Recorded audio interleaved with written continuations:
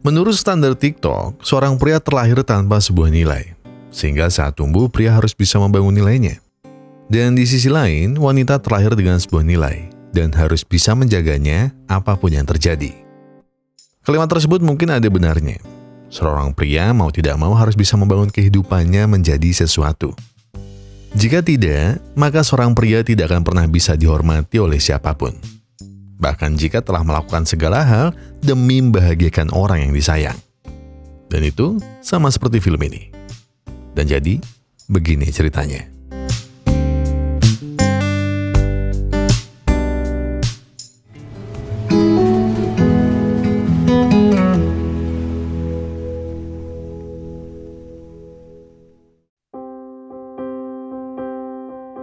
Hari itu, seorang bos kaya raya telah dimakamkan. Para hadirin termasuk karyawannya pun ikut berduka atas kepergian bos mereka. Dan pria ini bernama Ray. Ia adalah staf keuangan paling dipercaya si bos. Hari itu Ray terlihat begitu sedih karena ia telah menganggap bosnya seperti ayahnya sendiri. Hingga sampai seorang wanita ikut berduka di sampingnya. Seraya menunjukkan sebuah rumah, wanita itu bilang bahwa sebelum mati, Pak Bos pernah berpesan untuk membelikan keluarganya rumah mewah ini.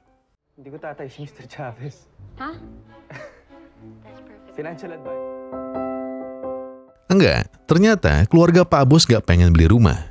Perkenalkan, wanita ini bernama Jessa. Ia adalah seorang sales rumah yang lagi dikejar target. Melihat bahwa reaksi keluarga bos yang skeptis, Jessa mulai keringat dingin. Tahu bahwa wanita di depannya butuh bantuan, Ray membantunya dengan meyakinkan bahwa bosnya memang ingin beli rumah agar semua anaknya bisa lebih sering berkumpul dan selalu mengenangnya. Akibat perkataan itu, ketiga anak bos ini mulai terharu. Dan pada saat itu juga, mereka langsung check out rumah yang Jessa tawarkan. Merasa terbantu dengan tindakan Ray, Jessa langsung mentraktirnya makan malam. Di sana Ray mulai menunjukkan skill menggodanya. Namun Jessa yang anti fuckboy ini tidak gampang terpengaruh, hingga sampai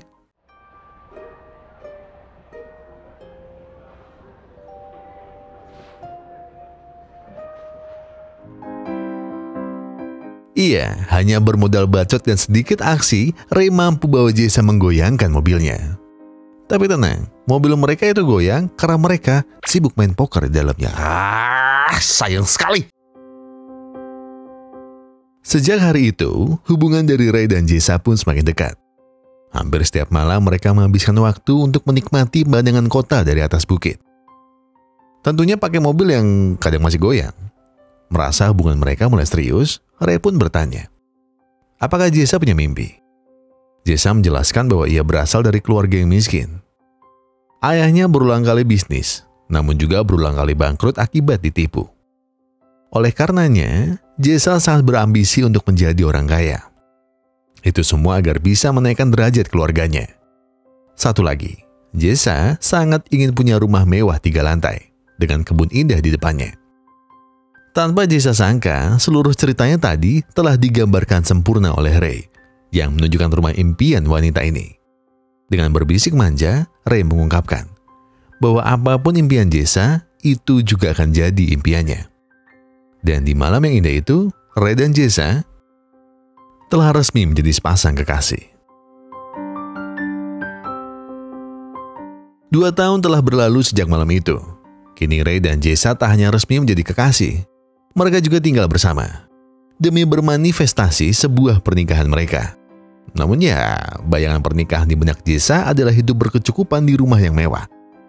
Bukan di sebuah rusun kumuh yang lebih tampak seperti kosan Elvi. Ray yang tahu akan ambisi Jessa berulang kali meyakinkan kasihnya bahwa Ray akan mengusahakan semua hal demi kebahagiaannya.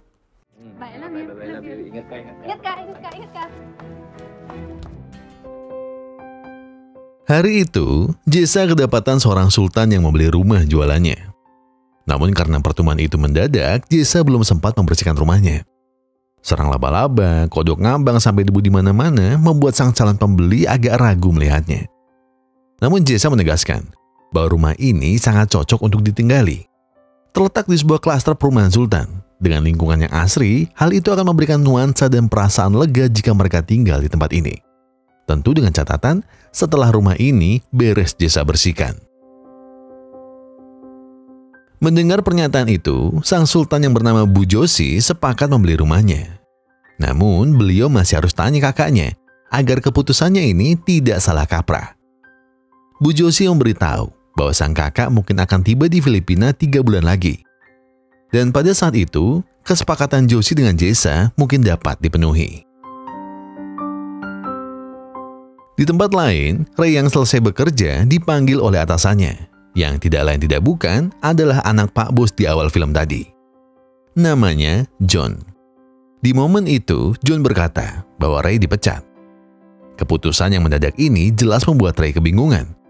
Apa kesalahan yang Ray buat sehingga dirinya dipecat? John balik melempar pertanyaan. Apakah Ray ingat dengan investasinya tempo hari? John telah memberikan Ray sejumlah uang yang nilainya 17 kali lipat UMR Solo dan sekitarnya. Dan kemana uang itu sekarang? Seraya menunjukkan sebuah berita, John menegaskan bahwa pria yang Ray investasikan uangnya telah mengkorupsi uang itu. Kini dia tengah kabur dan jajaran KPK serta kepolisian sedang memburunya. Namun tetap saja, bagi John ini semua adalah salah Ray yang mudah percaya dan begitu naif kepada orang-orang di sekitarnya. Tanpa bisa beralasan, Ray pun hanya tertunduk lesu menerima nasibnya yang sekarang sudah dipecat.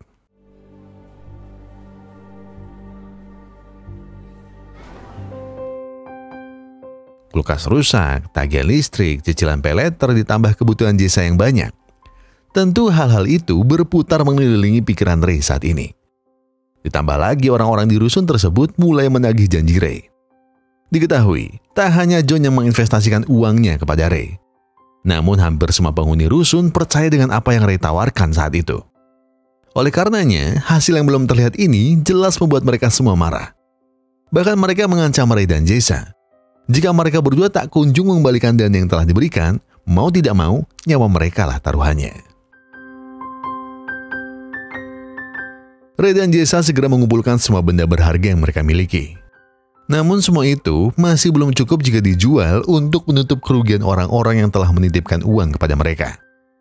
Namun tiba-tiba Jesa kepikiran sebuah hal, yaitu penjualan unit rumah mewah yang tempo hari ia tawarkan kepada Bu Josi. Dengan hasil penjualan rumah itu, setidaknya mereka berdua bisa mengembalikan uang-uang yang telah dititipkan. Walau mungkin rekening mereka akan nol. Jadi untuk itu, Jesa pun mengajak Ray untuk membantunya bersih-bersih rumah. Dan setelah itu, Jesa akan memaksa Bu Josi untuk segera membeli sang rumah mewah.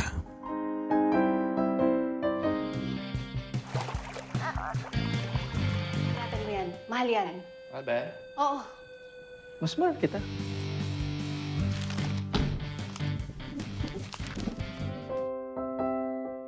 Seusai membersihkan rumah, Jesa kembali menghubungi Bu Josi. Namun Bu Josi memberitahu bahwa mungkin kakaknya akan pulang ke Filipina sedikit lebih lama. Akibat kabar tersebut, Jesa pun hanya bisa tertunduk lesu tak berdaya. Tiba-tiba Ray datang bawakan segelas Orson merah di tangannya. Ia pun bilang, di tengah kerunyaman ini, gak ada salahnya jika mereka sedikit menikmati waktu yang ada.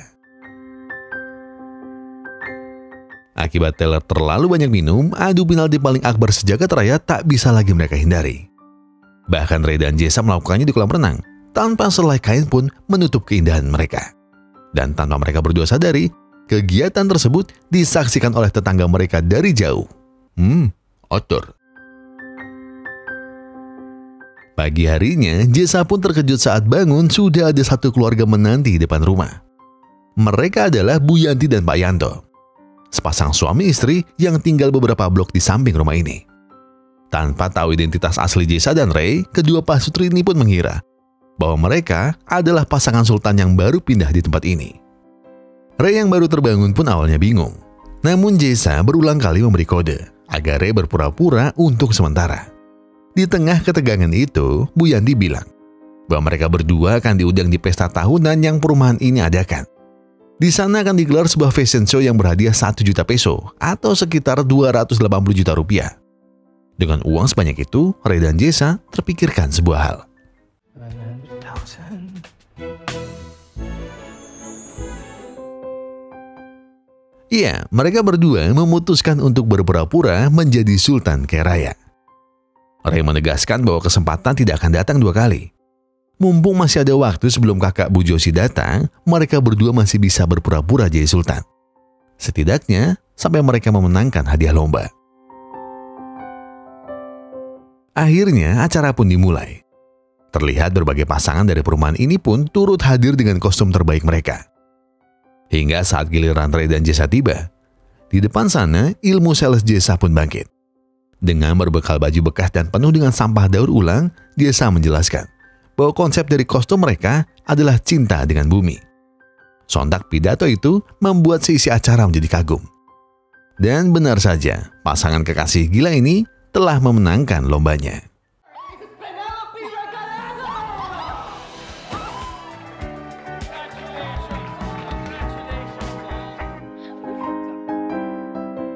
Dengan uang yang didapat, Ray dan Jessa segera membalikan separuh uang dari para korban.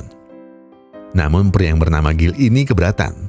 Asal mereka tahu, Gil sendiri adalah ketua preman di komplek ini. Jika Ray dan Jessa tak segera membalikan seluruh uang yang ada, Gil tak akan segan menghabisi mereka dalam 2 bulan ke depan. Takut dengan ancaman Gil, Ray pun pusing memikirkan segala hal untuk mendapatkan uangnya. Namun tanpa Ray sangka-sangka, Jessa punya sebuah ide brilian.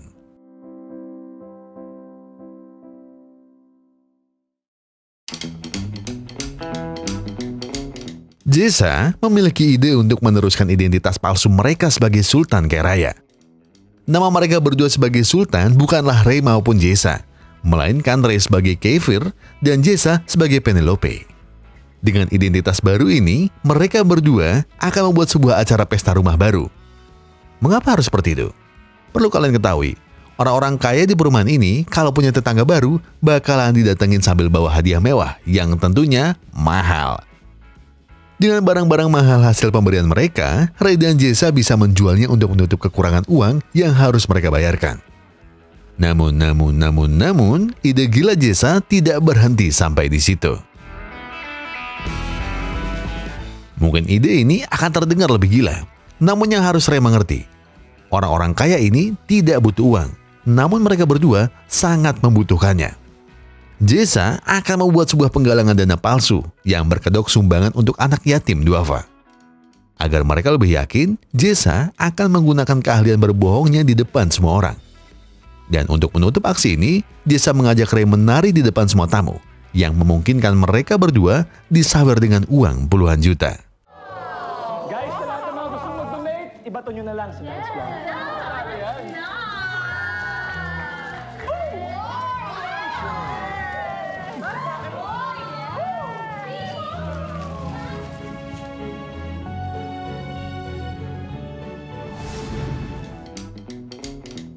Pundi-pundi uang pun telah berkumpul. Ratusan juta peso telah mereka kantongi malam ini. Dengan merebahkan diri, Jessa pun tersenyum melihat Ray. Ia berterima kasih bahwa Ray telah mengusahakan segala cara demi hidup mereka. Melihat gelagat Jessa yang menggoda, Ray pun mengira bahwa kekasihnya ini ingin dimanja. Namun Jessa bilang bahwa ia merasa lelah. Dan untuk dimanja, mungkin lain kali ya. Keesokan paginya, setelah Ray dan Jessa sarapan, seorang tetangga bernama Pak Texon datang. Ia meminta maaf tak bisa menghadiri pesta kemarin. Oleh karena itu, sebagai permintaan maafnya, Pak Texon memberikan Ray sebuah lukisan yang katanya mahal. Selain itu, beliau juga mengundang Ray untuk ikut main golf dengan sultan lainnya.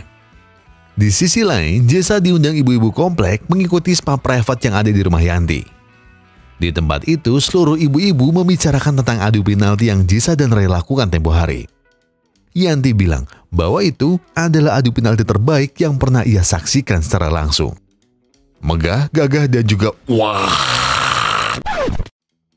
Jelas saja hal itu membuat Jessa malu setengah mati. Tapi harus Jessa sadari, semua ibu-ibu ini pengen bisa dekat dengan sang suami, layaknya Jessa dan Ray di rumah sehari-hari. Akibat hal itu, lagi-lagi Jessa kepikiran sebuah hal. Ia pun segera menghampiri Ray yang tengah melukis sesuatu. Ray menjelaskan bahwa kemarin waktu golf, Pak Texon memintanya untuk bikin beberapa lukisan yang nantinya akan Pak Texon pamerkan di acaranya. Tapi Jessa tak peduli, karena yang paling penting sekarang adalah ia ingin Ray mengikuti rencana barunya. Couples dito, kinasal lang for economic reasons. So, So, kakataan natin yung mga foreign marriages nila. Rencana kali ini adalah Jessa dan Ray membuat sebuah kelas keintiman hubungan rumah tangga, di mana para pesertanya adalah tetangga-tetangga yang telah lama tak dibajak sawahnya oleh sang suami. Jessa dan Ray akan memberikan pelatihan keras agar hubungan mereka bisa kembali harmonis. Buat kalian yang penasaran dari mana Jessa dan Ray tahu ilmu ini? Iya, gak ada. Mereka hanya mengarang dan bermodal insting belaka. Dan karena antusiasme para warga ini besar, Jessa mematok harga yang cukup tinggi untuk kelas ini. Gaze deep into your partner's eyes. Guys, kalma pa! Now feel your partner's energy. Untuk menutup acara hari ini, Jessa dan Ray telah menyiapkan sertifikat untuk para peserta. Namun ketika Ray sedang mengambilnya, Bu Josie tiba-tiba menelpon dan bilang bahwa ia akan melihat rumah itu segera. Jelas Jessa panik dan segera mencari cara agar semua orang yang ada tidak curiga. Di tempat lain, saat Ray mau mengambil sertifikat, terlihat Pak Tekson tengah memantau hasil karyanya. Ia bilang bahwa karya-karya ini sungguh luar biasa, dan Pak Tekson tak sabar untuk segera mengadakan pameran karya seni milik Ray. Tiba-tiba Jessa datang dan memanggil nama asli Ray. Hal itu jelas membuat Pak Tekson curiga. Namun untungnya, Ray dan Jessa langsung membuat siasat agar Pak Tekson percaya. Untuk mengalihkan para peserta, Ray pun membawa mereka ke lapangan golf untuk melukis mereka. Karena menurut Ray, perpisahan pakai foto itu biasa. Maka dari itu, mohon ibu-ibu mulai merapikan barisan.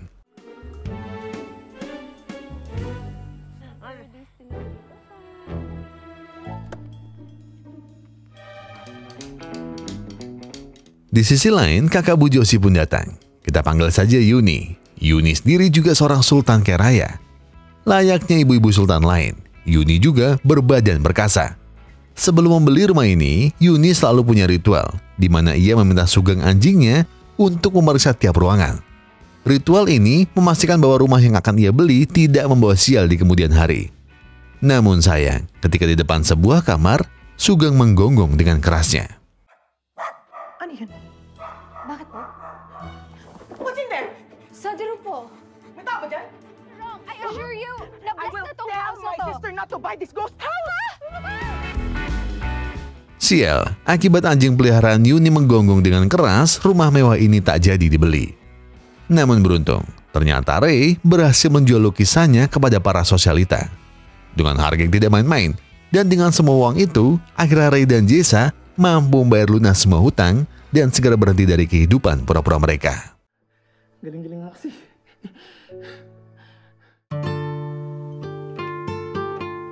Namun, sepertinya setelah hutang-hutang mereka lunas dan kembali ke kehidupan sebelumnya, hal itu bukanlah kemauan Jessa. Kini dirinya terlihat lebih acuh kepada Ray. Ia lebih sering tak menghormati Ray sebagai pasangannya. Terlebih saat Ray tiba-tiba melamar Jessa. Ray bilang dari hasil penjualan lukisannya, ia telah menyisihkan sedikit untuk membeli cincin ini. Tak hanya itu, walau masih menyewa, namun Ray telah mengusahakan kos-kosan yang lebih pantas huni daripada rusun ini. Namun tanggapan yang tak pernah Ray duga ia dapatkan. Tak pernah dirinya sangka, Jessa menolak lamarannya. Jessa mengaku kalau dirinya lelah hidup bersama Ray selama ini. Ia cinta, namun ia lelah menunggu Ray yang selalu nol. Jessa benar-benar lelah hidup miskin dengan pengangguran seperti Ray. Dan oleh sebab itu, mungkin memang lebih baik mereka berdua tak bersama lagi. Sa mga pangako mo.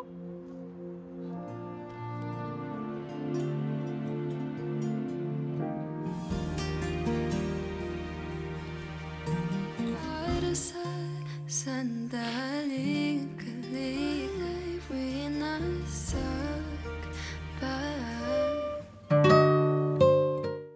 Paginya saat Jessa mau pergi, tiba-tiba Pak Tekson datang. Ia berniat menemui Ray untuk memberitahu bahwa pameran lukisan Ray akan diadakan dalam waktu dekat.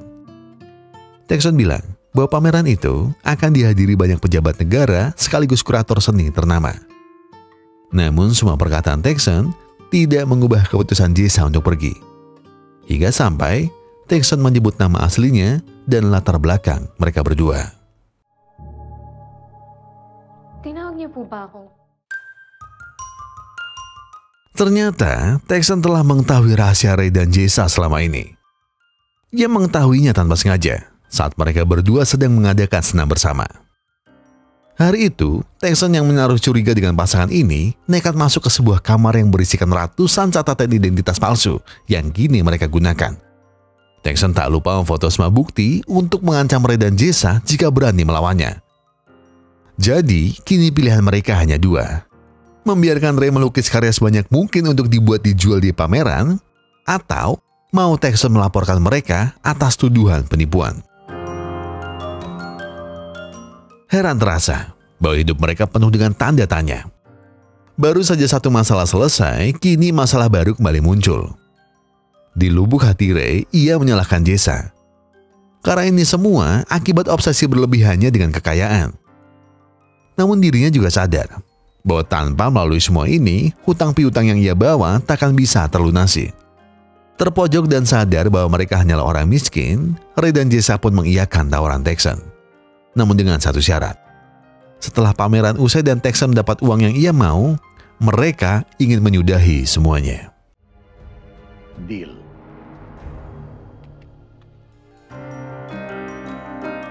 Berhari-hari pun berlalu. Ray dan Jessa sekuat tenaga mempersiapkan segala hal yang dibutuhkan untuk pameran.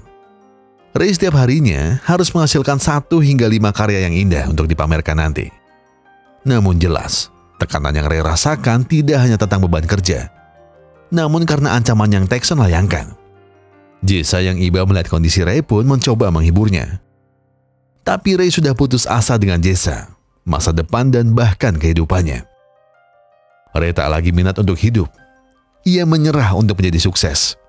Yang ada di pikiran Ray sekarang hanyalah rasa ingin mati. Dengan botol bir yang tumpah, Ray melarang Jessa untuk dekat. Karena ia hanya akan terluka akibat kaca yang bercecer. Jessa tak peduli walau kakinya harus luka sekalipun. Ia tetap mendekati Ray dan mendekapnya erat. Di tengah derai air mata mereka, Jessa mengucap maaf bahwa ia telah menekan hidup Ray hingga sampai seperti ini.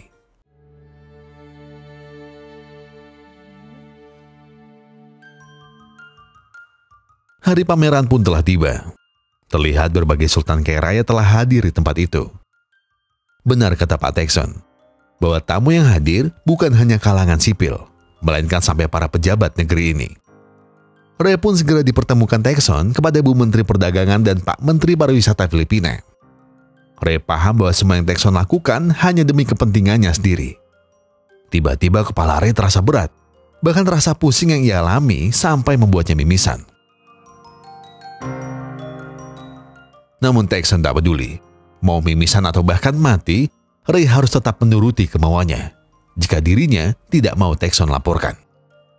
Jessa pun menghampiri Ray yang sedang menepi di taman. Namun Ray menegaskan bahwa ia ingin segera berhenti. Ia lelah dengan semua drama yang terjadi. Jessa mengingatkan bahwa ini adalah yang terakhir. Namun Ray muak mendengar kata itu. Ia sangat muak dengan apapun yang berbau kekayaan. Jadi, Ray pun memutuskan bahwa dirinya akan mengakui penipuan yang ia lakukan. Ray takkan menyeret Jessa. Dan ia harap Jessa segera kabur sekarang selagi ada waktu.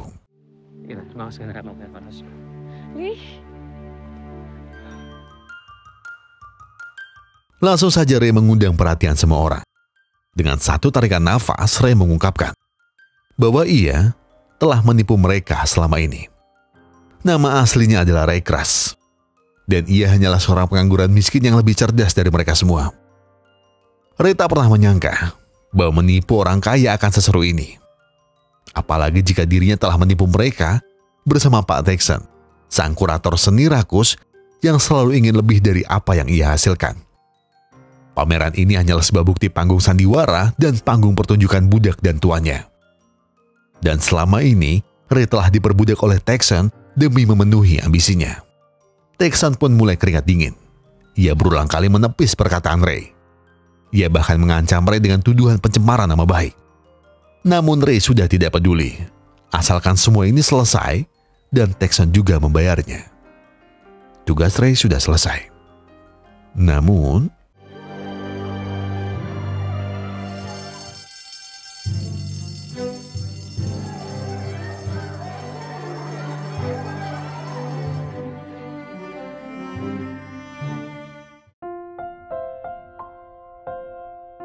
tiba-tiba suara alarm terdengar keras kala itu.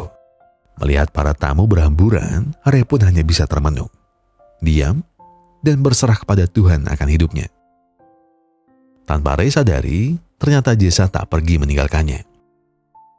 Ia pun segera membawa Ray kabur dari tempat itu. Namun sayang, perjalanan mereka harus terhambat karena Pak Texan melihat mereka. Ke arah Ray dan Jessa, Texan menodongkan sebuah pistol. Texan bilang, jika dirinya hancur, maka orang lain juga harus merasakannya. Seraya teriak kepada Jessa untuk lari, Ray segera membungkam Texan. Bunyi sirene pun mulai terdengar, yang menandakan Ray dan Jessa pun mulai terkepung. Untungnya pistol Texan berhasil Ray singkirkan, dan ia pun segera lanjut kabur bersama Jessa. Hingga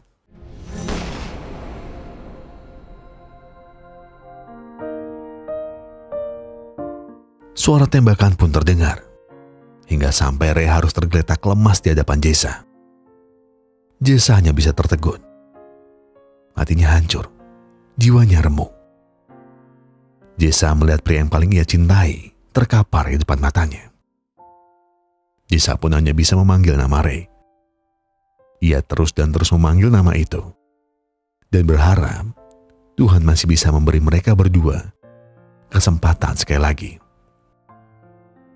Jessa tak masalah mengulang semua dari nol.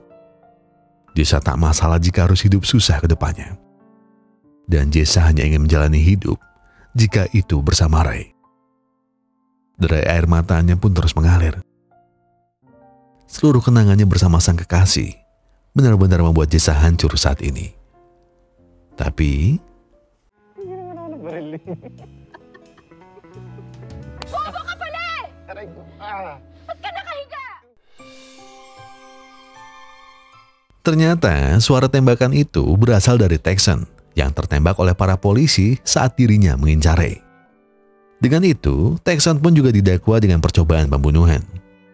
Namun bukan berarti Ray dan Jessa bisa lepas begitu saja. Di tengah momen itu, para polisi merasa segan untuk mengganggu, dan mereka pun mempersilahkan Ray dan Jessa untuk berdua saat ini. Kepada Jessa, Ray ingin mengutarakan beberapa hal, dan salah satunya adalah terima kasih. Terima kasih sudah mau menjadi pasanganku. Tanpa dirimu selama ini, mungkin aku takkan pernah berani mengambil sebuah keputusan. Terima kasih telah datang di hidupku. Mungkin jika dirimu tak ada, aku takkan pernah mengetahui wujud asli dari sebuah kata yang bermakna kebahagiaan. Dan terima kasih sudah menjadi Jessa yang aku cintai. Karena itu, masih dan akan selalu mencintaimu. Dan setelah terima kasih, dua hal yang ingin Ray ungkapkan. Yang pertama adalah sebuah pertanyaan. Apakah Jessa mau menikah dengannya? Dan yang kedua adalah sebuah larangan. Bahwa Jessa tidak boleh menolak lamarannya lagi.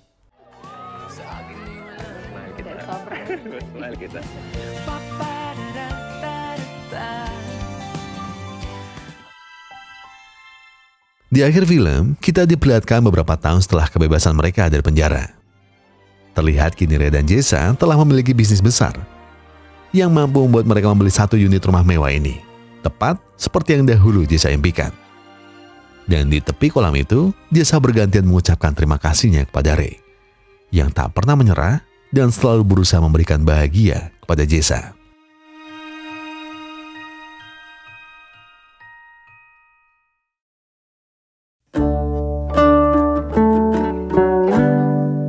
Dan dari film ini kita bisa belajar tentang sebuah kesabaran dan juga kesadaran diri.